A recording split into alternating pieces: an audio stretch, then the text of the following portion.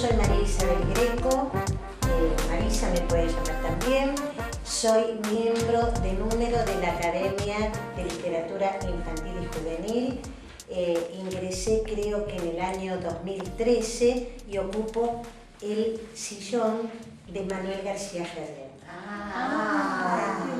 Entonces, el encuentro de hoy se lo vamos a dedicar justamente a Manuel García Ferrer. Pero antes voy a continuar con mi presentación. Soy maestra normal nacional de la Escuela Normal en Lenguas Vivas, profesora de filosofía del profesorado Joaquín B. González, especialista en investigación educativa de la Universidad del Comahue y magíster en didáctica de la Facultad de Filosofía y Letras de la UBA. Bueno, como buena docente me he pasado la vida haciendo cursos, congresos, jornadas, seminarios, en algunos casos como asistentes y en muchos como ponentes. Y mis escritos tienen que ver más que todo con el género de investigación y de ensayo. Entonces, como una colega mía decía que la gente de filosofía es todista, porque le interesa todo, es así. Mi producción escrita cubre, por un lado, temas de carácter filosófico, fundamentalmente antropología filosófica, ética y epistemología. Por otro lado, temas educativos, el aporte de grandes pedagogos argentinos, lo que significó la formación del magisterio en nuestro país, los libros de lectura que usaban nuestros niños en las escuelas primarias en las primeras décadas del siglo XX. Y por otro lado, como lectora enamorada de la literatura, también me interesa la crítica literaria, fundamentalmente de la novela histórica. Así que esas serían las tres ramas en las que he producido. Y en el momento en que soy convocada para la academia, y me siento honrada por haber sido aceptada en la Academia de Literatura Infantil y Juvenil, elijo la figura de García Ferrer, porque en realidad no había ningún estudio de él. E incluso en un momento, estaba comentando, en una reunión de escritores, cuando yo digo que represento a Manuel García Ferrer, alguien me dice, pero es un historietista. Y sí, señor, fue un historietista que marcó mi infancia, fue el primero, las de otros y hasta de mis hijos. Y además, como estábamos comentando hace un momento con María Paz, fue desde la historieta que yo me fui formando como lectora. Y creo que eso le ha pasado a mucha gente, ¿verdad? Entonces, es un primer paso, pero ojo, que la actitud de determinados círculos culturales con respecto a la historieta no es exclusiva de la Argentina. Esto se ha dado en distintos lugares. Por eso es que vamos a empezar considerando el tema de la historieta. Bueno, todos sabemos lo que es una historieta, ¿verdad? ¿Qué es una historieta? Todos hemos leído historietas. Claro, son historias que están grabadas, están por empezar, tienen una estética diferente a lo que es un libro, claro, una historia narrada en un libro. Sí. Y después tiene un seguimiento a través de semanas, por ejemplo, que yo creo que eso es lo más atrapante. Claro. Porque yo también recuerdo la infancia. Porque crea suspense. Exacto, porque se va se va dando la historia, ¿no es cierto? Y con el dibujo como soporte. Claro, perfecto. Sí, bueno, ¿una historia graficada a una través historia de viñetas? A través de viñetas, muy bien. Ya acá nos estamos poniendo un poco más técnicos, ¿no es cierto? Efectivamente, las historietas son una sucesión de viñetas, es decir, de cuadraditos que presentan ilustraciones y también un texto, o a veces no. Scott McCloud lo define como ilustraciones yuxtapuestas y otras imágenes en secuencia deliberada con el propósito de transmitir información u obtener una respuesta estética del lector. esta es la definición más difundida, pero no aceptada por todos los teóricos. Porque fíjense ustedes que está hablando de ilustraciones yuxtapuestas y otras imágenes.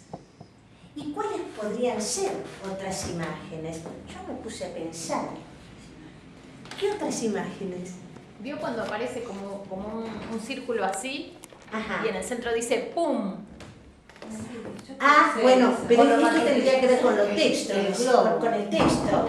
Ah, Pero- claro, perfecto. ¿Cómo? El globo de diálogo, sí, sí. Ah, Este, pero lo que pasa es que lo que yo marco me parece que no tiene que ver con la sucesión, porque el dibujo también tiene una sucesión sí. respecto al texto, como una Claro, en gráfica. este caso no sería la onomatopeya que tiene que ver con el texto. El pun es la onomatopeya. Claro. Sí, que es pero muy si uno significativo, piensa, ¿no? Claro, Sí, es sí, sí. muy Pero- sugerente, muy expresivo. ¿Y no le parece entonces que sea esas las imágenes que No, son las no. ilustraciones? Ilustración. A ver, pensemos, Sí, estoy tratando de acordarme de las historietas. ¿saben qué puede ser? ¿Qué? Fotografías. Ah, Y entonces, si se ponen fotografías, ya, ¿qué va a ser? Ah, claro, no es una es verdad. No es una historieta. No es historieta. Claro. ¿No es cierto? Si aparecen fotogramas, entonces por eso algunos teóricos dicen no, para que no sea lo historieta tiene que ser la ilustración, el dibujo y el texto, El texto, o no, o no, claro. ¿no es cierto? Bueno, aclarado esto entonces, tenemos en cuenta que la historieta, la que casi todos hemos trabajado, la que todos hemos leído, la que nos ha divertido, la que nos ha enseñado, es historieta en soporte papel. Y pueden ser de distintos tipos. Tira. ¿Cuál es la tira? Cuando Sí. aparecen 4, 5, 6 viñetas a Claro. continuación. Claro. Habitualmente puede ser a pie de página, ¿no es cierto? Puede ser una página entera, Claro. ¿no es cierto? Sí, sí. Puede ser una revista, Una revista de historietas. Sí, una sí, revista de también. historieta. Y también puede ser un libro, el comic book, que está muy Ah, difundido en otros países y que acá también hemos tenido, ¿no es cierto? Sí, sí. Y ahora, bueno, como estamos en la época computarizada, hay también forma digital como iComic o como Wells Comic, que vamos a ver si en algún momento nos podemos meter. ¿Ustedes tienen sus móviles, sus celulares? Sí, sí, Bueno, sí, a lo sí. mejor tenemos suerte. Bueno, la historieta se va llamando de distintas maneras según los lugares. Por ejemplo, en Japón se lo llama manga. Manga está formado por dos palabras. Man, que quiere decir informal o garabato, y ka, que quiere decir dibujo. Entonces, como un dibujo informal, ¿no es cierto? En Europa, también en distintos países, va teniendo distintas denominaciones. En Francia y Bélgica y en Suiza también se la llama bande dessinée, o sea, es la tira dibujada. Portugal hace una traducción banda desenjada. En España son los tebeos, en Italia fumetti. Fumetti quiere decir nubecilla. ¿Por qué se llamarán así? Claro, por los globos de diálogo que no siempre son óvalos, sino que son como nubecitas. Es muy dulce esa denominación. Y después en América, en distintos lugares, en Estados Unidos, siguiendo la tradición también de Inglaterra y Gran Bretaña, cómic, en México monos y monitos, en Cuba muñequitos, y nosotros le decimos historietas, ¿no es cierto? Así que con eso tenemos presentada a la historieta con sus distintas denominaciones. En realidad, a partir de la década del 70 se ha difundido el nombre de cómic. O sea, nosotros también utilizamos el cómic. Pero bueno, ¿por qué no tomar el nombre que corresponde a nuestro propio idioma? Prefiero seguir llamándola historieta. Qué complicado. Bueno, acá tenemos más o menos cuál es la estructura. Tendría que haberla dibujado, pero todos sabemos cómo es una historieta. Son viñetas separadas por calles. Las calles son las líneas que separan viñeta y viñeta. Y tienen una secuencia que no es siempre la misma y que tenemos que aprender a observar cuál es. Entonces, una manera en que se pasa de una viñeta a la siguiente es momento a momento. Otra manera es de acción a acción.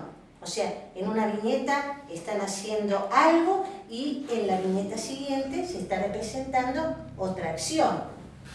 Otra es de tema a tema. Se puede continuar con el tema o se puede cambiar de tema. Escena a escena y por último, non sequitur, es decir, que aparece una viñeta que no tiene nada que ver con la anterior y se refiere a otra cosa. Las variaciones que aparecen también en la misma ilustración, que nosotros solemos pensar, bueno, esto es algo muy sencillo, en la escuela le mandamos a los chicos a que hagan historietas, pero en realidad el historietista tiene en cuenta una serie de variaciones. Por ejemplo, en la ilustración que aparece en la viñeta puede ir variando el ángulo visual, el encuadre y también los planos. E incluso hay historietistas que hacen salir al personaje de la viñeta adelantándose como queriendo tomar contacto con el lector. Bueno, en la década del 60 un especialista, Francis Lacassagne, dijo que la historieta es el noveno arte. Entonces, para los que digan, la historieta, no, un momentito, está considerada por un importante teórico como el noveno arte. En realidad, noveno cronológicamente no va, porque es anterior al séptimo y al octavo. Y esto lo vamos a ver ahora, cómo la historieta aparece allá lejos y hace tiempo. Vamos a empezar a ver las distintas tradiciones. Hay tres grandes tradiciones. Esta está un poco injusta y después vamos a ver por qué. Pero habitualmente se dice, hay una tradición japonesa, hay una franco-belga y hay otra de Estados Unidos. Vamos a empezar a caracterizar cada una de ellas. La tradición japonesa aparece muy tempranamente, en lo que sería nuestra Edad Media. Las otras también, por lo menos las europeas, ¿no es cierto? ¿Y qué les parece a ustedes? ¿De dónde podrá surgir el tema de la historieta en Japón? ¿Qué imágenes tienen ustedes de Japón? Si alguien les preguntara, a ver, algo que te inspire en Japón. Yo iba al lugar de un familiar mío que tenía un salón japonés y toda arriba estaba todo decorado con una historieta del 1700, 1800, que él me explicó que era una historia como Romeo y Julieta japonés y estaba bordado las letras y los dibujos, bordado las letras y los dibujos, era toda una historieta. Sí, bordada. Y eso aparece, lo vamos a ver también en Occidente, eso. ¿Qué más? ¿Qué otra imagen tienen ustedes? Los biombos que ellos usan, Claro, ¿no? claro. Los abanicos. En los abanicos. En los templos, esas inscripciones que había en los templos. Sí. En toda la decoración, o sea, La decoración, siempre claro. está presente el tema de la estampa, de la ilustración. Las letras de ellos no son como las nuestras. Claro, obviamente, claro. son ideogramas. Claro, Entonces la Y ya letra en sí constituye ya es exactamente una decoración, claro. Exactamente, muy Sí, bien. sí, sí. Bueno, y seguramente todos tendrán en su mente una estampa que les voy a mencionar, que se llama la ola o la gran ola. La gran ola es de Japón. Sí. Es como un tsunami, vale. Sí. Ahora ya los tsunamis es como que se popularizaron Sí. desgraciadamente. Pero antes era famosa la ola de Japón. Bueno, esa ola o la gran ola es de un pintor que se llamaba Hokusai. Es una estampa que se supone que ha sido realizada entre 1830 y 1833. En este momento creo que está en el Met de Nueva York. Es una estampa pequeñita, de 25 centímetros por poco más de 30 centímetros, pero que tiene una fuerza, un vigor, transmite justamente un poco lo que ustedes estaban diciendo. O sea, uno ve eso y piensa en el tsunami, ¿no es cierto? En el mar que avanza y que devora todo lo que hay a su alrededor. Entonces, la estampa japonesa, de alguna manera, se está nutriendo de toda esa tradición que tiene en el arte gráfico, la historieta japonesa, perdón. Entre el año 1920 y 1930 aparece el Kodomo. Y el Kodomo es la historieta para niños, para los más chiquitos.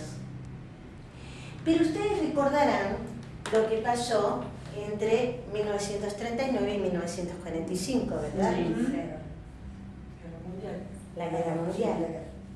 ¿Y qué pasó en Japón? Nagasaki y Hiroshima. Y Japón quedó devastada. Pero había que seguir, porque hay que recuperar la capacidad de resiliencia, ¿no es cierto?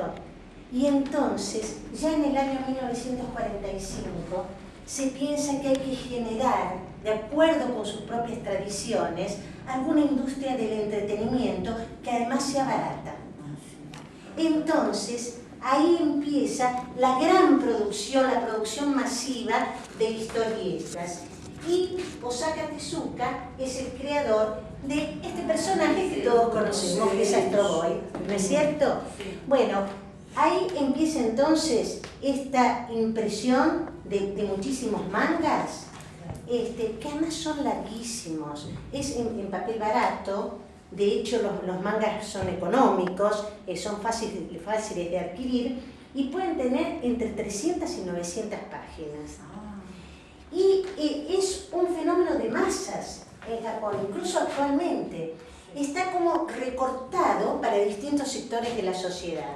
Entonces, hay revistas de historietas para todas las edades, para distintas profesiones, para las amas de casa, para distintos estratos sociales.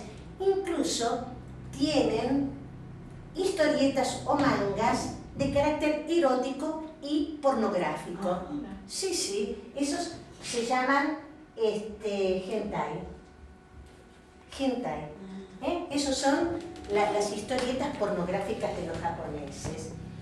Bueno, los géneros que abordan son tantos como cada uno de nosotros tenemos en nuestra propia cultura a través de las letras, ¿no es cierto? Y las viñetas, ellos las presentan de derecha a izquierda. Eso sería una diferencia con nosotros, ¿no es cierto? También utilizan lo que se llama efecto máscara, que después tendremos que ver si entre nosotros aparece. El efecto máscara es utilizar el dibujo, pero al mismo tiempo que haya algún soporte que tenga que ver con la realidad, ¿no es cierto?, de carácter real. También hay una variedad, hay más variedad en la transición de viñeta a viñeta. Como si, ¿qué pasara? Si hay mayor variedad. Deja pensando. Cadencia, Sí, movimiento. claro. ¿Y cómo son esos movimientos? Si hay mayor variedad y mayor número de viñetas. Más lentos, más lentos. Sí. Porque nosotros en realidad ahora lo que tenemos idea, los que no conocemos Japón, pero vemos algunos documentales o algunos noticieros, tenemos idea que todo es como en Tokio, todo corriendo, pero eso es solamente Tokio. Claro. O sea, Bueno, Japón, la literatura también. Claro, los exactamente. Los escritores, como escriben. claro. Paciencia, ¿verdad? Entonces todo es más lento, más sereno, más tranquilo. Y los personajes, fíjense, acá habíamos mencionado a Astro Boy, conocemos a otros personajes. Tienen una característica que pero estos no eran japoneses. Los ojos. Los ojos. Bien redondos. Los ojos bien redondos. Entonces, ¿cómo puede ser? No es el tipo japonés, no es el tipo asiático. ¿Y por qué será?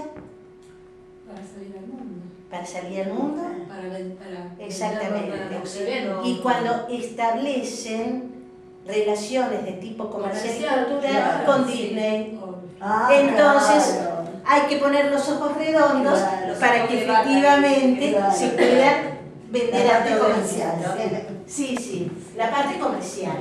Bueno, acá entonces nos queda como producción fundamental para lo que a nosotros nos interesa los Kodomo manga, es decir, las historietas para los más chiquititos, y los shonen manga, que son las historietas para los chicos adolescentes.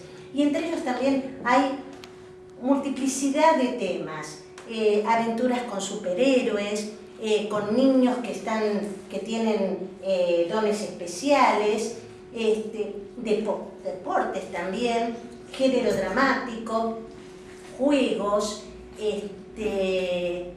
también aparece algo que es llamativo, por ejemplo, historias de amor entre niñas e historias de amor entre niñas.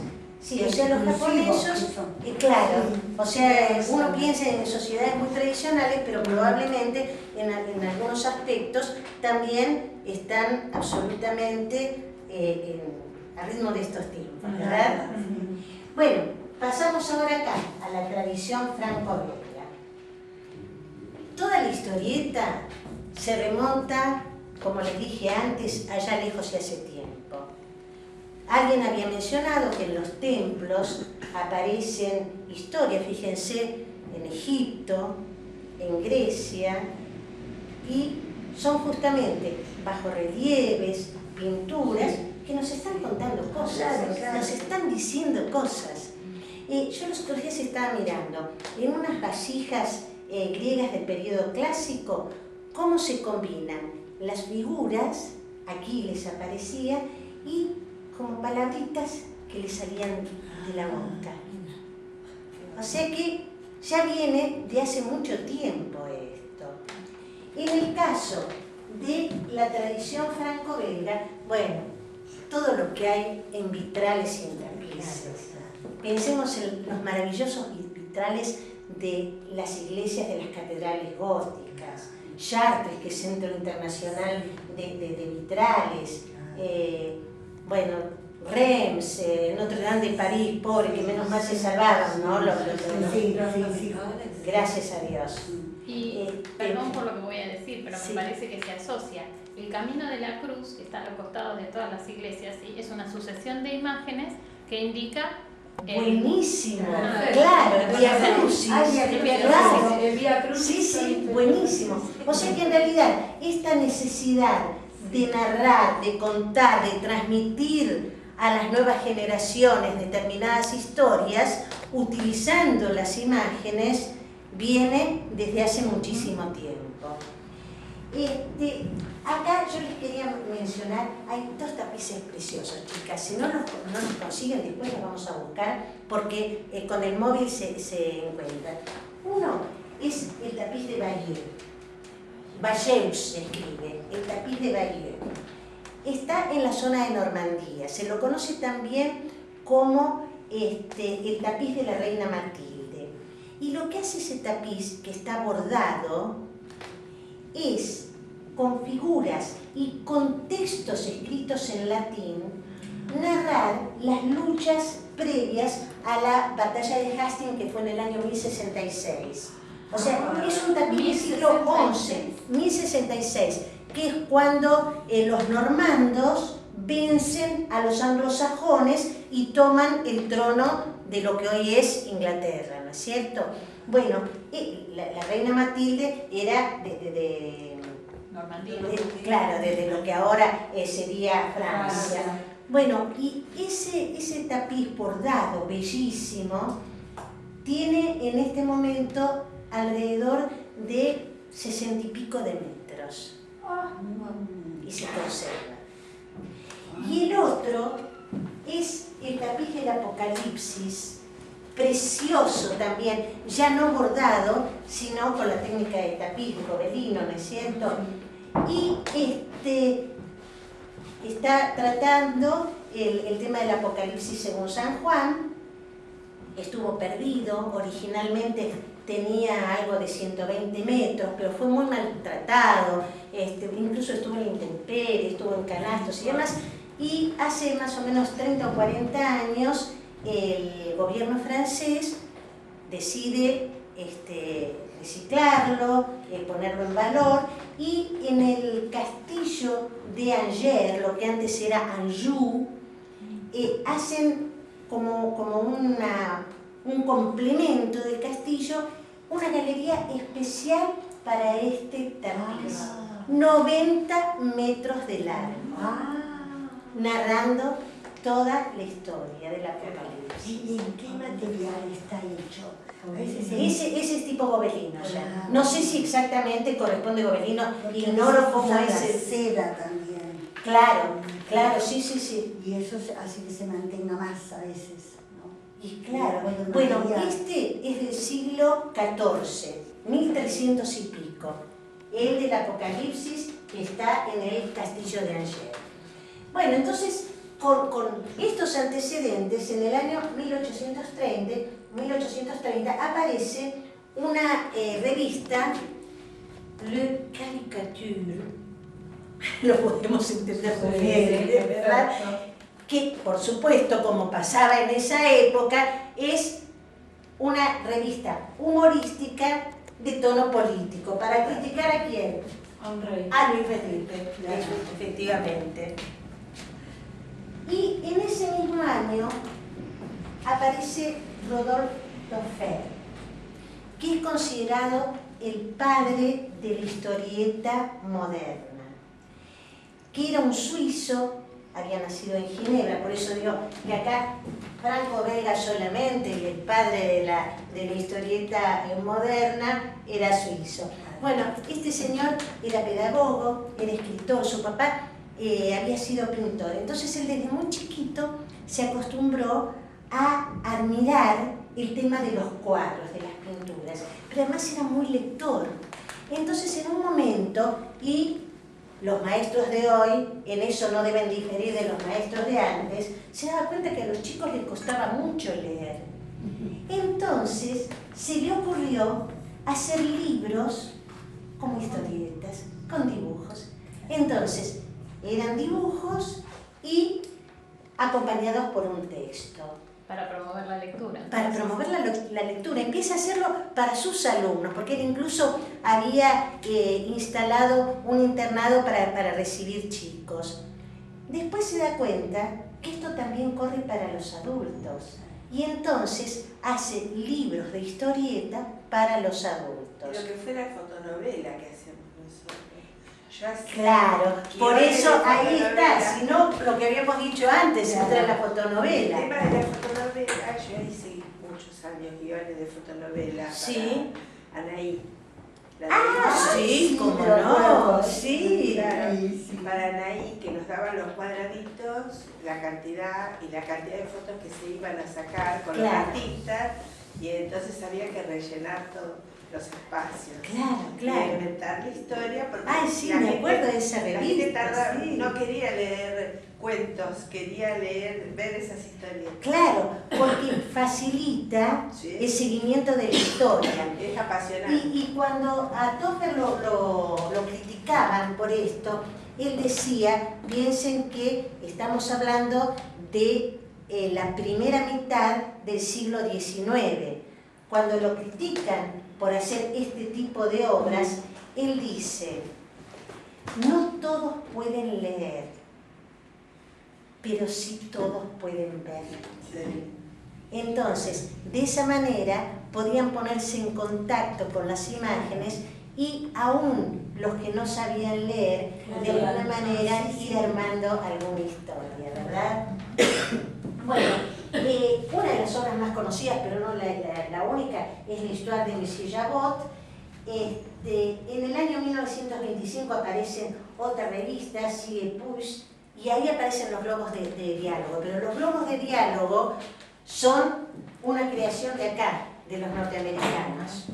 Pero ya esta tradición franco-suiza los está adoptando. Y en 1929 aparecen las historias que creo que todos conocemos, Les Aventures de Tintín, ¿no es cierto? O sea, ese personaje tan querido y que obviamente se difundió por todo el mundo. La serie más vendida es Asterix. Asterix es una maravilla. Es una maravilla, no solamente por la presentación, por el cromatismo, todo lo que uno aprende. Todo lo que uno aprende leyendo Asterix. Yo tengo un sobrino que le regalé toda la colección de Asterix y ya es grande y todavía lo sigue apreciando. Después, Lucky Luke, que con María Paz le decía, yo me acuerdo cuando leía Lucky Luke, Tintín de Hergé, y Tintín es el que tiene más producción, 24 álbumes de Tintín ahí. Pero probablemente nosotros estemos más familiarizados con Asterix y con Lucky Luke. Yo leí, Sí. yo leí Las Aventuras de Tintín, creo que en anteojito. Sí, cómo Una no, revista anteojito. claro, porque el tema es que muchas de estas historietas después se trasvasaban a las revistas nacionales. Ya vamos allá. Ya vamos allá. Bueno, si vamos a Estados Unidos, también. Estados Unidos crea, entre fines del siglo XIX y principios del siglo XX, la gran industria editorial en torno a los cómics. Ellos introducen entonces también el globo de diálogo y hay ahí una gran pugna entre los dueños de dos importantes periódicos. Hearst por un lado y por otro lado Pulitzer. Cada uno quería ser el que vendiera más periódicos. Si nosotros nos ubicamos entre fines del siglo XIX y principios del siglo XX, traten ustedes de pensar qué fenómeno se dio entre Europa y América en ese periodo. Entre el siglo XIX, ya desde mediados del siglo XIX, la inmigración. Claro, la inmigración. ¿Por qué? ¿Qué pasaba? ¿La inmigración de dónde a dónde? De Europa De Europa a América. ¿Por qué? Después de la Primera Guerra estamos hablando de No, la Revolución Industrial. Porque ya desde mediados del siglo XIX, La Revolución Industrial. claro, la Revolución Industrial, ¿qué le pasaba a la gente? Se quedaba sin trabajo. Claro. Y venían a América Exactamente, a hacer la América, ¿no es cierto? Pero muchos de los que venían con su lengua materna, Claro. sin saber la lengua del país que los acogía. Claro. Entonces, fíjense qué pícaros. Estos dos se dieron cuenta que con el tema de las historietas, de las tiras que publicaban en sus diarios, podían vender los diarios porque entonces esa gente que no entendía los textos iba entendiendo las figuras. Sí, la gente fanática elige Claro. el diario por la historieta. Claro, sí, cómo no, Sí. cómo no. Bueno, entre 1938 y 1945 es el auge del comic book. Ya no es solamente las revistas o los periódicos, son los libros, como habíamos dicho hace un rato. ¿Y quiénes son los personajes que empiezan a aparecer? Los superhéroes. A ver, ¿quién se acuerda de algún superhéroe? Superman. Superman, claro. Enamoradísimo. ¿Quién más? Batman. Batman, seguro. ¿Quién más? Capitán América. Capitán América, sí, señor. ¿Quién más? La Mujer Maravilla. La Mujer Maravilla. ¿Quién más? Chico, ¿qué? Sí, pero no es superhéroe. Aparece después. Aparece después el Psicoquide. En la época de la claro, pero no como superhéroe solo, ¿no es cierto? O sea, un héroe. claro, era un héroe, pero no tenía poderes especiales como Superman, claro. El hombre araña. Hulk, pero claro, es bastante más actual, bastante posterior. Sí. Después, entre 1945 y 1955, aparece el Daily Strip, o sea, la tira diaria en los periódicos, que nosotros también lo seguimos viendo. Sí, señor. Entre 1956 y 1975 es lo que ellos consideran su edad de plata.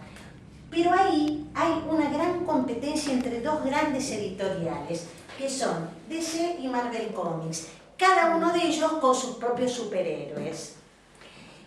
Yo omití decir que aquí, en el auge de los comic books, también hubo un acontecimiento fundamental que ya hemos mencionado hace un rato, entre 1938 y 1945. La Segunda Guerra. Muy bien. ¿Y de qué serían las historietas que hacían los norteamericanos? Claro, o sea, incentivando el patriotismo.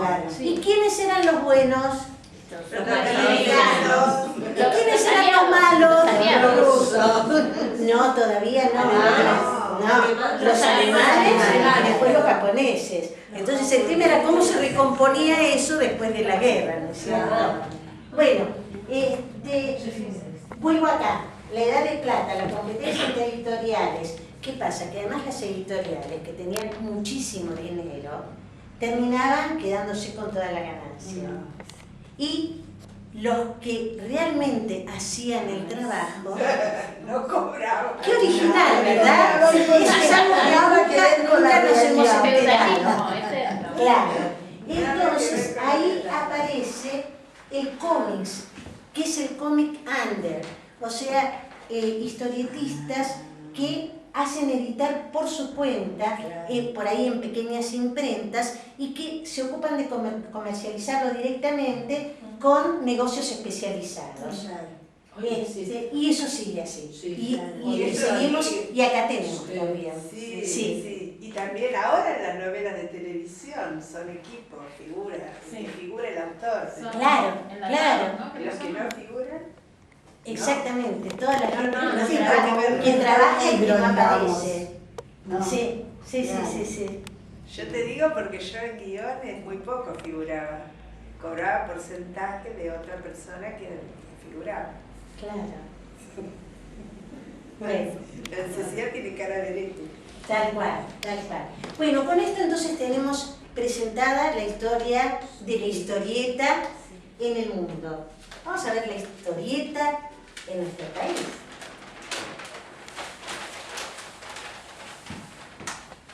Bueno, las primeras ilustraciones datan de los primeros tiempos de la organización. Todavía no éramos República Argentina, ¿verdad? 1824. El padre Castañeda en Buenos Aires tenía una escuela de dibujo, ¿verdad? Y entonces él hace circular una viñeta, una estampa que dice "Viva el Rey". ¿Por qué sería eso? ¿Querían volver a la monarquía? ¿Por qué? Querían volver español. ¿Y qué pasaba en ese tiempo? En el 20 fue la anarquía. Claro, acá. Sí. Estamos hablando de España. ¿A qué rey se referiría? Acuérdense que vuelve al trono el rey de España, después de todos los procesos que se habían llevado a cabo, la invasión napoleónica que dio lugar a la emancipación. Entonces, parece que el padre Castañeda tenía su alma monárquica, ¿no es cierto? Y por eso entonces hace circular esta viñeta. En 1834, Baque hace estas postales que creo que conocemos, por lo menos las que hace más tiempo que somos jóvenes, porque aparecían en nuestros libros de lectura y en nuestros manuales. ¿Cuál? Las damas con peinetones, con esos peinetones así de grandes, ¿se acuerdan? Gigantes, que decían que había que cruzar la calle si una señora venía caminando porque no quedaba lugar para otra persona. No sé si los han visto las chicas más Yo los jóvenes. he visto en el museo. Claro, en el museo, sí. En el Museo de Bellas Artes. Claro, que son peinetones grandísimos. Bueno, esas estampas circularon muchísimo. Y después en el año 1863 aparece una revista, El Mosquito. Hacía El caricaturas Mosquito, de claro. próceres. ¿Pero de quién? Yo recuerdo de Sarmiento. ¿Y por qué se llama El Mosquito? Porque iba justamente a aguijonear, a picar a los gobernantes. Sí. Pero era político. Precioso, era Que político. aparecía Sí, en caras y muy caretas. Claro, bueno, ya ahí entramos en los antecedentes propiamente dichos. Ahí está. En 1898 aparece Caras y Caretas. Sí. Es fundamentalmente, Continuó muchos y años. PBT también, son las dos. Hay una versión todavía. Sí, ¿no? Se editó en soporte papel, después creo que en un tiempo se interrumpió, salía solamente en su versión online, pero creo que todavía está en versión papel también. Sí, en este momento Es es una más, revista cultural, ahora es otra cosa. es diferente, Sí, sí. es diferente. Y Se va desvirtuando con los el- propietarios son un sindicato, porque vieron que en nuestro país es así, los ¿Cómo sindicatos. se llama? No voy a dar nombres, no voy a dar nombres. No, pero el dueño de Caras y Caretas. Bueno, ¿Quién valor? No, mi amor. Sí. Víctor Santa María. Santa María, bueno, estaba Bueno, cerca. acá en Caras y Caretas aparece la primera historieta secuencial de Viruta y Chicharrón. Pero en realidad Viruta y Chicharrón tienen solamente los nombres vernáculos porque son copias de unas historietas inglesas. En 1913 sí aparece un personaje que es argentino, Don Goyo de Sarrasqueta, que se dedica a analizar la realidad argentina y a criticar. Y eran dibujos y largos textos. Y por fin llegamos acá, 1919, este es año del centenario, aparece Villiquen. Y acá sí tenemos una revista para niños, un Kodomo Manga, ¿no es cierto?, que tiene historietas y algunas cosas Sí, más. muchas cosas más. Pero fíjense que Villiquen habitualmente aparece como la primer revista de historietas argentinas para niños. Pero Constancio Vigil, en el año 1904, había también editado otra revista que se llamaba Pulgarcito. La puse chiquitita. Pero ¿qué pasa? Que en Pulgarcito en realidad era una copia de producciones extranjeras. En cambio, en Villiquen ya empieza a aparecer cuestiones propias, ¿verdad? En 1928 aparece el Tony. Algunos lo hemos leído. Era una revista de historietas, íntegramente de historietas, pero para adultos. Donde Hombres. incluso... Hombres. No. No sé, yo No, creo que claro, yo era pero hermano, claro, mi tío lo miraba, Claro. pero no dejaban que miráramos. Claro. Yo porque era chiquita. Ah, no, pero incluso aparecían novelas de la literatura internacional en forma de historietas, sí. Era bastante El más Príncipe Valiente, sí. Pero para los más chiquititos era muy difícil, Claro. porque ya eran muchas viñetas, era toda una revista y mucho texto. Después, en el mismo año, el diario Crítica, que a algunos les sonará, bueno, su propietario, Natalio Botana, que era un hombre de gran fortuna y muy viajado, le interesaban muchísimo el Daily Strip, o sea, la tira diaria, y el Sunday Strip, el de fin de semana, que ocupaba toda la página y a color, ¿no es cierto? Entonces ahí comienza, en el tema de los periódicos, la historieta siempre presente, ocupando su lugar. El ídolo. ¿Cómo? Ahora viene ídolo para sí, mí. Claro, en Crítica aparece también por primera vez Patoruzú, la creación de Dante Quinterno, Sí. que años más tarde tendría su propia revista, y que creo que está en el Paseo de la Historieta. Que después tendríamos que ¿No olvidar. tiene algún significado? Sí, pero me olvidé. Pero tiene un significado. Está tomado, lo podemos buscar ahora, está tomado de determinadas palabras. Sí. Después, la década de 40 es la década de oro. ¿Por qué? Porque hay para todas las edades. Intervalos del tipo del Tony para los adultos, Patorucito para los adolescentes, Villiquen para los más chiquitos. La década de 50 es una época que se caracteriza porque hay mucha proliferación de humor político. Y en esta época aparece Héctor Oesterheld, que ustedes deben conocer, y el italiano Hugo Pratt. Uno como autor de los textos, el otro como autor de los dibujos. Juntos crearon unas tiras, unas revistas famosísimas. ¿Cuál? El Eternauta. Había una revista que se llamaba Humor también. Sí, después. Sí. Justamente ayer o anteayer se cumplieron los 10 años de la muerte de Cassioli, que era uno de los del director. Sí, estuve escuchando que entrevistaban a ex compañeros. Preciosa esa. Sí. Fantástica. O sea, tenía algunas tiras, pero era de una profundidad, de una crítica social. Sí.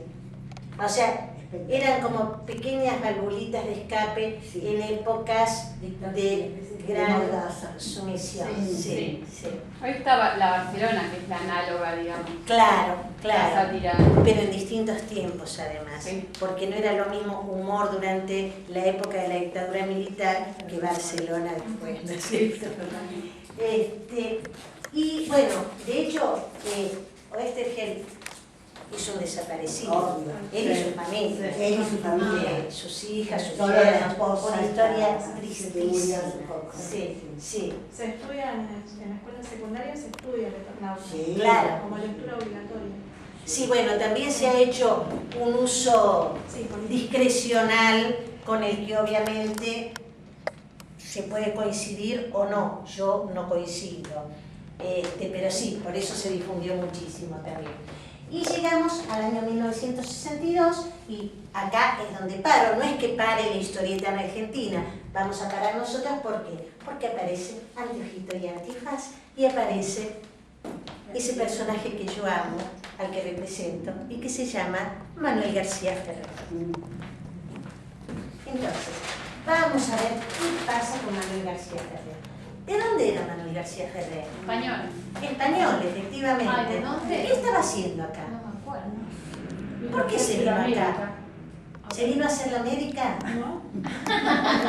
Le salió bien. Si no vino, le salió fantástico. Si esa fue su intención, salió exitosa. Bueno, Manuel García Ferrer nació en el año 1929, en España, en Almería. Y en el año 1947 llega a Argentina. Pero no siempre que la gente migra suele ser una decisión libre. ¿Qué había pasado en ese periodo, dentro de este periodo, en España? Franco.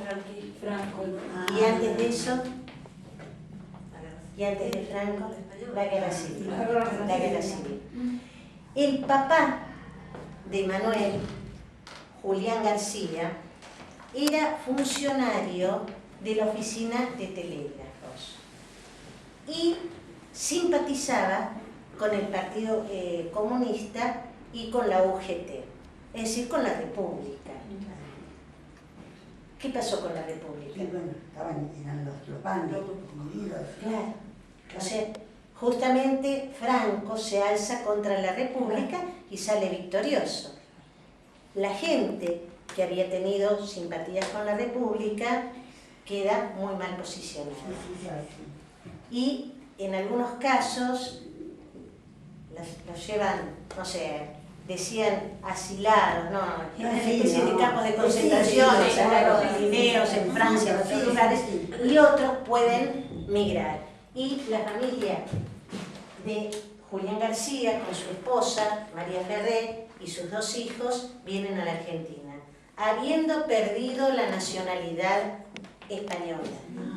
Por eso figura como argentino primero y luego español. Argentino Yo lo español. busqué en la Wikipedia. Efectivamente, ¿saben cuándo recupera García Ferrer, Manuel, la ciudadanía española? Recién en el año 1996. Sí, porque se hace la doble ciudadanía. Claro. Por los años de residencia. Claro, no, porque él tenía o sea, acá se naturaliza Claro. en Argentina. Es que era una condición para salir de España. Pero no se la dan En aquellos Claro. años. inmediato. Claro. Claro. O sea que, bueno, gracias a esta situación desgraciada es que nosotros tuvimos a García Ferrer. Él llega, ya cuando estaba en su país, siempre le gustó el dibujo. Ya había ganado en una feria del libro un concurso de dibujo. Entonces llega acá, sigue con el dibujo, obviamente hace su escuela secundaria en una escuela nocturna, en Congreso, después ingresa en la Facultad de Arquitectura, no llega a recibirse y siempre estaba buscando trabajo con su carpetita de dibujos por las agencias de publicidad.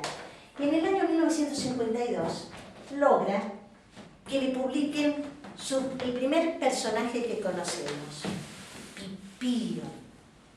¿Lo conocen a Pipío? Sí, Yo no me lo acuerdo. yo sí. ¿Quién es Pipío? Un pollito. Un pollito. Era un pollito ciruja primero, pero después se convierte en el sheriff de Villaleoncio. Aparte, él también, qué creativo. De Villaleoncio. ¿Y quién lo ayuda a él? Muchos datos no me preguntes. Yo lo conozco y era un pollito. pero- Era un pollito, pero que además siempre estaba acompañado por el caballo Ovidio. Ay, no. Claro, Sí, que sí, era sí. absolutamente leal. Entonces ahí aparece en Villiquen. Y fíjense que en esta misma tira, en el año 55, en 1955, aparecen por primera vez Hijitus y Oaki. Ay, no. Si ustedes encuentran los dibujos de esa época, van a ver que son diferentes. O sea, va un poco cambiando la fisonomía, suavizándose, empleando más líneas curvas. En el comienzo eran más angulosas. Bueno, acá en el 62, ¿qué hace? Él ya tiene su propia empresa. Fíjense qué emprendedor, estamos hablando de una persona muy joven todavía. Y ahí entonces empieza a publicar la revista Anteojito y Antifaz. Pero como era tan emprendedor realmente, no se queda solo con la historieta y quiere incursionar en otros ámbitos. Y así entonces aparece Hijitus, la primera serie para niños que hay en la televisión en nuestro país y que se proyecta a toda América Latina. En toda América Latina conocen a Hijitus. ¿Qué querías decir? El primer largometraje de dibujos animados Sí. argentino fue Las aventuras de... No, 1000 intentos y un invento, Sí, ¿no? sí, sí. Y los personajes son Anteojito y Antifaz. Claro. Y fue en el 72. Sí, en la década del 70. O sea que fíjense, realmente estaba a tono con lo que pasaba en el resto del mundo, pero a su vez era una persona de avanzada, no se quedaba circunscrito a un solo lugar, se animaba, salía adelante, ¿no es cierto? No necesitó asociarse con nadie, lo hizo solo todo Sí, eso. sí. Bueno, tuvo un equipo a lo largo de toda su vida, ¿no es cierto? Pero es cierto, no cayó ni con Disney ni con las grandes empresas internacionales. Bueno, en el año 1968 entonces crea otra empresa, Producciones García Ferrer, y sigue ampliando. Algunos recordarán a lo mejor la revista Muy Interesante. Sí, claro, sí, por supuesto. Toda la colección Claro, teníamos excelente. Y otra Sí. que se llamaba Ser Padre Soy. Ah, Que también. sale de acá, Sí. de las Producciones García Ferrer. Ah. Entre el 70 y el 80 aparece la enciclopedia. el libro gordo de Petete. Los docentes de entonces cualquier cosa decíamos, vamos a fijarnos en el libro gordo de Petete, porque, bueno, era justamente una enciclopedia, tenía información variadísima. Y hay un momento en que entre la década del 70 y el 80 se hace un microprograma todos los días por televisión por una modelo que se llamaba Gachi Ferrari. Entonces, ahí aparecía Petete. Claro. ¿Quién era Petete? Un pingüino. Un pingüino de peluche, una dulzura. Se adelantó a los Kirchner. Era un alevín Estaba como un poquito deformado, era muy gordito. Claro, muy Pero gordito y de peluche. pero cómo hablaba, yo le ponía la voz, ¿no? Que le ponía. Sí. Además era muy interesante porque en este micro todos los días se exponía un tema diferente. Por ejemplo, la historia del reloj. Claro, porque eso fue otro de los grandes intereses de García Ferrer. La historia del reloj. Entonces empezaba, se oía una voz en off que hablaba de los relojes de arena, de los relojes de fuego, después del reloj de Huygens, después de los relojes de péndulo, hasta llegar a los relojes atómicos. Y entre esa explicación de la voz en off, siempre algo decía Petete, y lo decía con una vocecita tan dulce como vos estás diciendo, y además hablaba en rima. Siempre en rima. La rima final fue clásica. Claro. Ahora después la vamos a Hermoso repetir. ese microprograma. Y además era una manera no solamente de enseñarles a los chicos, sino también de iniciarlos a través de una manera muy sencilla, muy ingenua, con la poesía. Porque todo lo que él decía, lo que el pingüinito decía, era siempre rimado. Bueno, programas de televisión que también produjo El Mundo de Calculín. Calculín también se lo llamaba Formulín. Al principio era Formulín, después se llamó Calculín. Bueno, ahora vamos a verlos. Las cartas de Larguirucho, El Dragoncito Chipfi, Chipuleta. Estos tres eran microprogramas. Los otros no, eran programas largos. El Club de Anteojito, Saber Más con Calculín y las películas. La primera de todas, Comahue, ahí hizo los efectos. Y después ya se largó a hacer todo. 1000 intentos y un invento. Tuvo el Gran Premio Pelayo de Oro en la ciudad de Gijón. Las aventuras de Hijitos. Acá estamos, todo esto es la década del 70. Las aventuras de Hijitos. Trapito. Ya en los Década del 80. 80. Ya en los Ico. 80 Trapito. Ya en los 80 Trapito, ¿cierto? No, Trapito todavía en la década del 70. Ico en la década del 80. Estos dos, Trapito e Ico, tuvieron premios en Moscú. O sea, fueron reconocidos mundialmente. Después, Manuelita la Tortuga. Ya acá estamos casi en 1999, más o menos. Corazón, Las Alegrías de Pantiste y Soledad y Larguirucho, esta última de 2012. La última, de 2012. Porque García Ferrer murió, fíjense, había nacido en octubre del 29, murió en octubre del 2013. Acá cerca, en el Hospital Alemán. Había música también, me acuerdo de Trapito. Sí, La música, esa la vamos a ver en el próximo encuentro. Sí, sí, a mí me encanta. Nos está mirando la memoria. Bueno, si nosotros tratamos de analizar Aristóteles en la poética, y ustedes que escriben lo conocen bien, siempre hay una introducción, un nudo y un final, ¿no es cierto? Un desenlace. Por lo general, en el nudo lo que aparece es la transgresión y en el desenlace la solución. En el caso de las historias que presenta García Ferrer, el desenlace siempre tiene un contenido de carácter moral, educativo, algo que algunos critican mucho en la literatura para niños. Después lo podemos discutir eso. siempre también presenta un espacio acotado, a la manera del Macondo de García Márquez. Él tiene para Pipío, Villa Leoncio, para Hijitus, Trulalá. Y yo creo que esto es algo muy interesante, no vamos a ahondar ahora en ese tema, pero justamente las nociones de espacio y tiempo no nos vienen puestas, las vamos aprendiendo. Y entonces ahí la acción de los adultos para ayudar al chico a ir constituyendo su idea de espacio, su idea de tiempo. Los personajes, hay elementos animados también. Entonces, por ejemplo, un elemento animado es, a ver quién se acuerda. Un sombrero. Un sombrero, muy bien. Cuando anda en un auto Sí. y los autos, no sé, anda en una silla y la silla salta un charco o un árbol se abre, ese tipo de cuestiones. Claro. La que aparece siempre es la escoba de Cachabacha. ¿Se acuerdan de Cachabacha? Sí. Bueno, y en relación con esto, yo quería recordar o un poco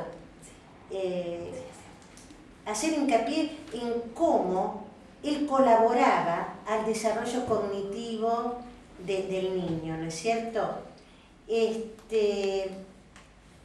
Con respecto a la escoba animada, como otros objetos en los cuentos tradicionales, esta es congruente con la mentalidad animista de los niños que experimentan placer al ver proyectadas sus creencias en los relatos.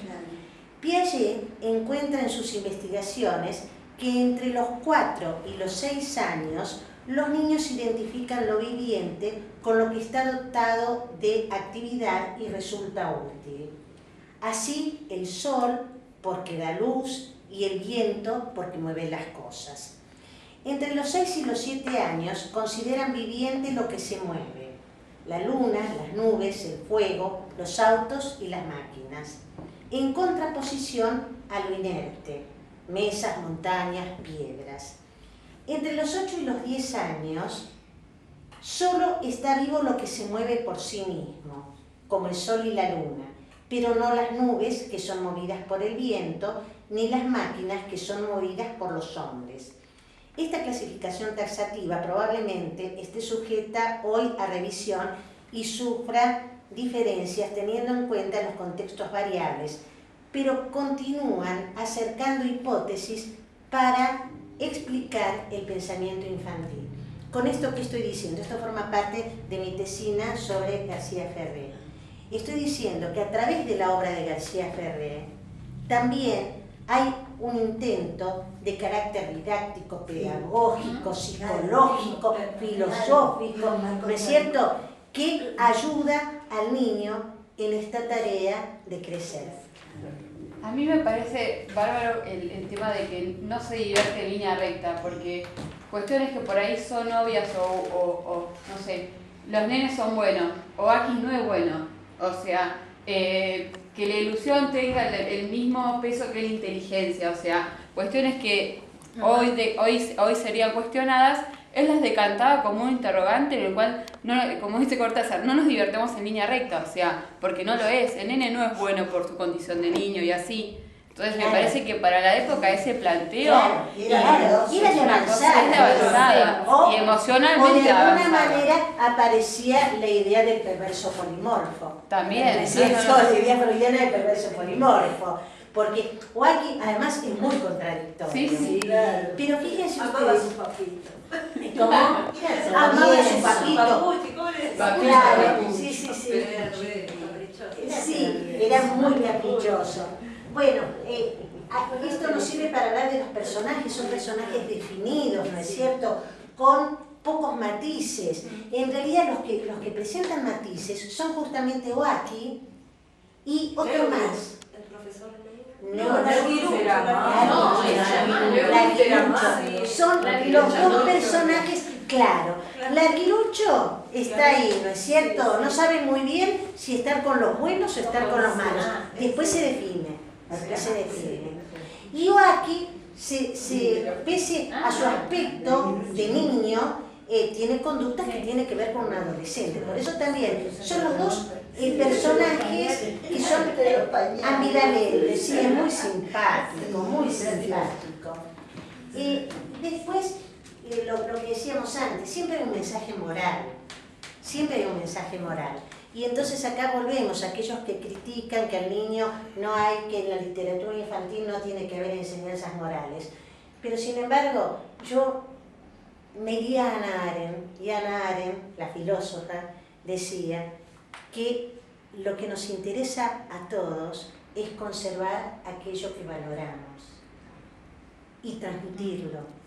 Y desde ese punto de vista, si nos interesan los principios morales que parece que están fuera de moda, entonces yo justifico que los transmitamos. Es más, a mí me interesa a mis nietos transmitírselos, aunque la sociedad en su conjunto a lo mejor no esté de acuerdo, ¿no es cierto? Después, una cosa que, bueno, a este mensaje moral y las conductas que aparecen, es lo que una psicóloga especialista en niños, Eisenberg, llama las conductas prosociales.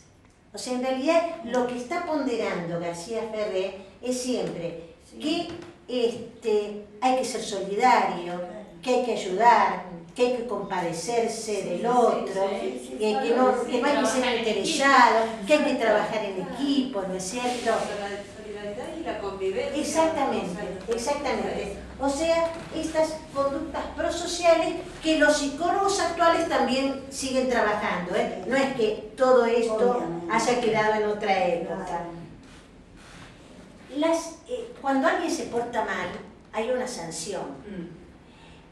Las sanciones que aparecen en estos personajes, por lo general son de carácter expiatorio e inmanente. A mí esto un poco me llama la atención en García Ferré.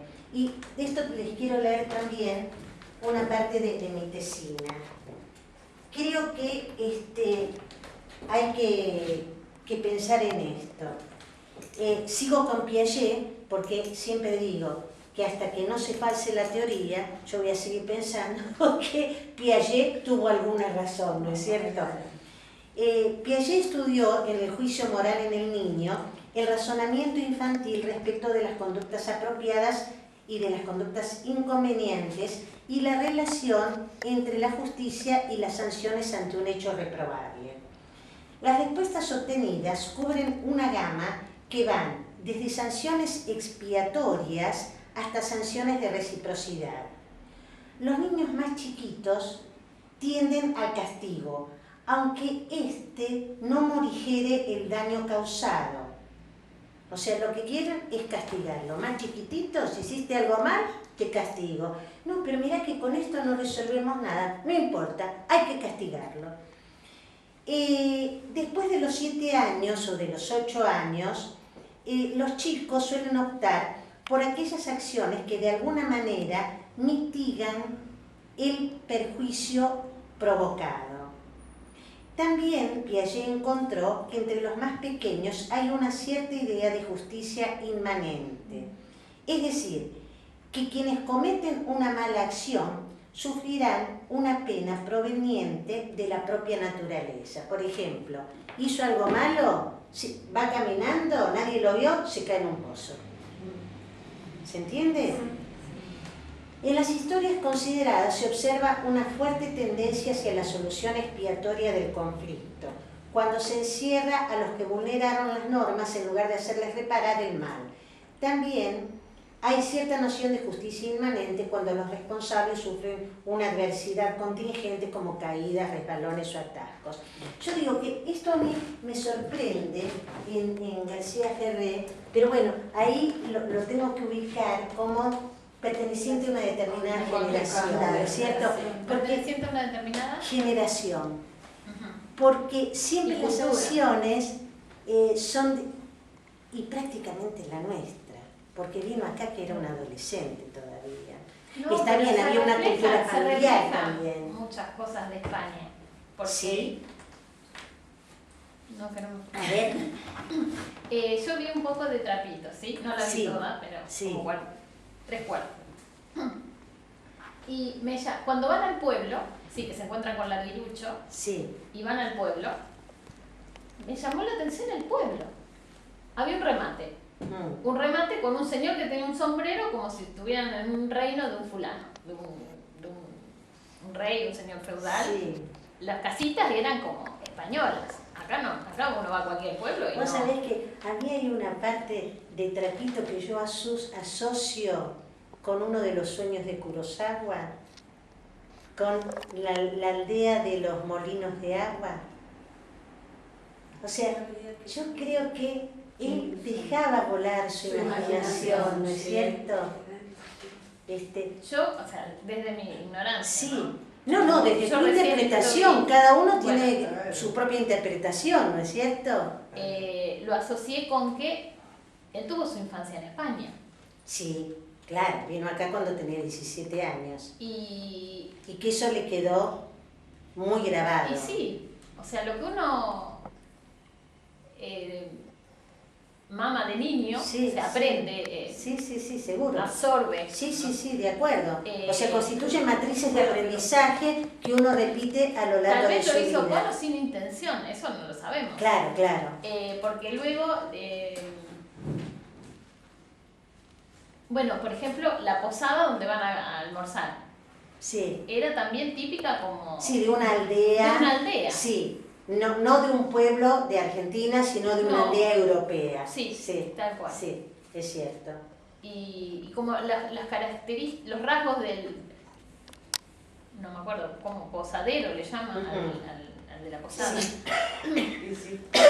Bueno, las ropas, cómo era el lugar, a mí me recordó más vale a España Claro, o a Europa. Pero ¿no? no nos olvidemos además Igual, que todo esto, No sabemos su intención, obviamente. todo esto Pero para abrir la imaginación, sí. iba a Latinoamérica y que estamos diciendo que acá fue premiado en Gijón y estos fueron premiados en Moscú. Tenía que salir Claro, o sea, a lo mejor Claro, digo, ¿no es claro. cierto? Arriesgo que podía ser como una cuestión algo internacional que pueda ser Para tener válido. acceso a distintos Podría ser. Claro. una hipótesis, otra sí. hipótesis. No vamos a Bueno, poder, no. no vamos a poder No lo validar juzgamos. ninguna de las dos ahora, porque no está Claro. García Ferri para que le preguntemos, claro. pero era muy interesante la observación, muy interesante. La voy a volver a ver. Es más, es la que yo tengo proyectada para nuestro próximo encuentro. Bueno, entonces no la termino de ver, la dejo ahí. Pendiente para la próxima. Bueno, otra cosa que aparece en muchas historias son las competencias y el fair play, el juego limpio, que es otra enseñanza fundamental para los niños, ¿no es cierto? Después los personajes van teniendo cada uno expresiones típicas. A ver si alguno se acuerda de alguno de los personajes, por ejemplo, lo que decía el comisario. Estaba pensando, sí. Desacatado, claro. Desacatado. Y además, ¿cómo? Marche preso desacatado, claro que sí. Sí. Acá tenemos otra. A ver, Porotear en el calabozo. exactamente, es una calabozo, muy bien. La de Petete era el libro gordo te enseña, el libro gordo entretiene. Y yo te digo contento hasta la clase. Yo quisiera decir hoy. Muy bien. Y hijitos, pero para transformarse en super hijitus, Conviérteme en sombreritos, conviérteme en super hijitos. ¿Y cómo se llamaba el perrito de hijitus? Pichichus. ¿Y el profesor cómo se llamaba? Neurus. Fíjense, hijitus, Neurus, Pichichus. ¿Saben por qué decía que él elegía esos nombres? Porque era lo que le había quedado de su aprendizaje del latín. Del latín. Ah, yo lo pensé también. O sea, además, si ustedes observan cada uno de los personajes, esto responde a una especie de tipología cultural, o sea, el comisario es el tipo del interior con sus características, ¿no es cierto? El profesor Neurus es el intelectual, pero intelectual que no está claro. O sea, yo creo que ahí lo que aparece es un poco una crítica a la racionalidad instrumental. También aparecen cuestiones que tienen que ver con el cuidado de la ecología y el lado de la tecnocracia. Aparecen también robots, ¿no es cierto? Entonces, acá yo creo que cabría preguntarse ¿qué pasa con el mensaje de García Ferrer? ¿Qué pasa con el mensaje de García Ferrer? Funcionó para los chicos de la década del 50, de 60, de 70 y digamos casi hasta el 80. Para los chicos actuales, ¿seguirá funcionando? Yo tengo un gran interrogante en eso. Yo creo que sí, lo que pasa es que está en la capacidad del adulto de poder ayornarse al chico actual. Porque yo lo que veo permanentemente la crítica al adolescente o al niño o al sistema actual es la falta de responsabilidad por parte de los adultos y las generaciones cada vez mayores, cada vez más queja y cada vez menos responsable, porque uno cuando ya pasa a la adolescencia y hasta ahí ya es plenamente responsable de todos los que vienen. Entonces, esta cosa de ver si se adecua o no, bueno, no se adecua, a ver cómo podemos tomar lo bueno que es esto y adecuarlo. ¿Cómo podemos tomar el sistema represivo que puede ser la cárcel o lo que sea, que hoy no se adecua a la represión actual, y ver qué es el premio del castigo? ¿Cómo podemos el tema de la competencia en un juego, que antes se jugaba, antes era el fair play y demás, en hacerlo el juego, en ganar comunitariamente? No sé, ahora que se usa el juego de la silla, no gana uno. El juego de la silla ahora se usa que ganen todos, porque todos se tienen que subir a una silla y pierden todos. Entonces, ¿cómo adecuar desde la mirada del adulto la evolución?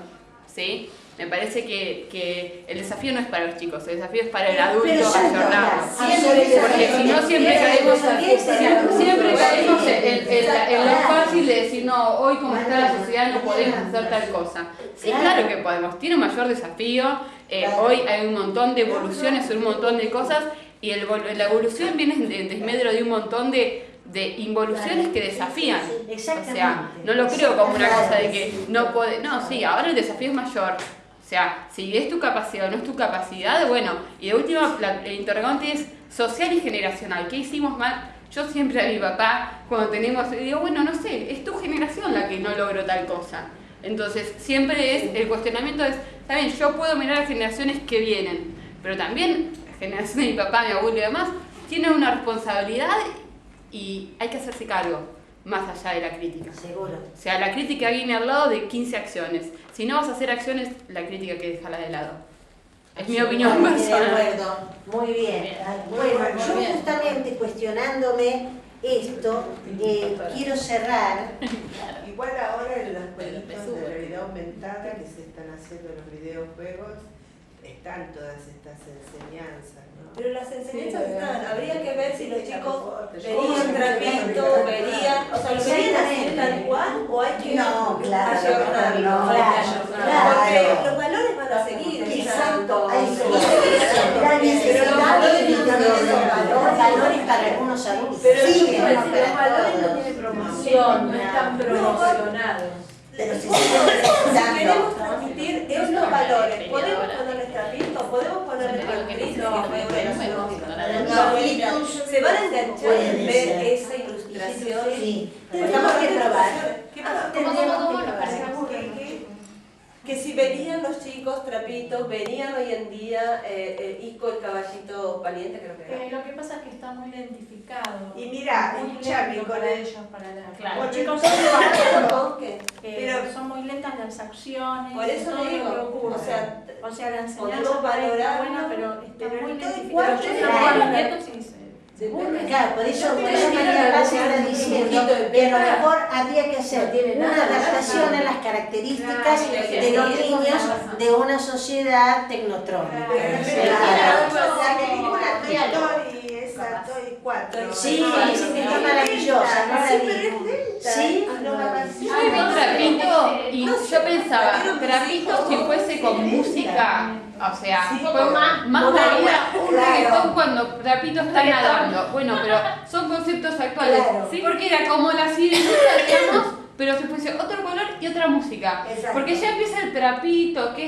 es, yo a mí amo Trapito, pero Ay, es muy sí, triste. es muy Y empieza a decir Trapito y vos, y es una cosa que... Aunque sea muy triste, Pero ustedes saben que en una A mí como entrevista que que le me da hicieron, tristeza, ¿no? en una entrevista que le hicieron a pero García además de las Ferrer, pero emociones le dijeron vienen, esto, si a él le parecía bien esto del trapito, que a los chicos los hacía llorar, y entonces él lo que dice es que era mucho más interesante que los niños se emocionaran a que aprendieran a ser violentos.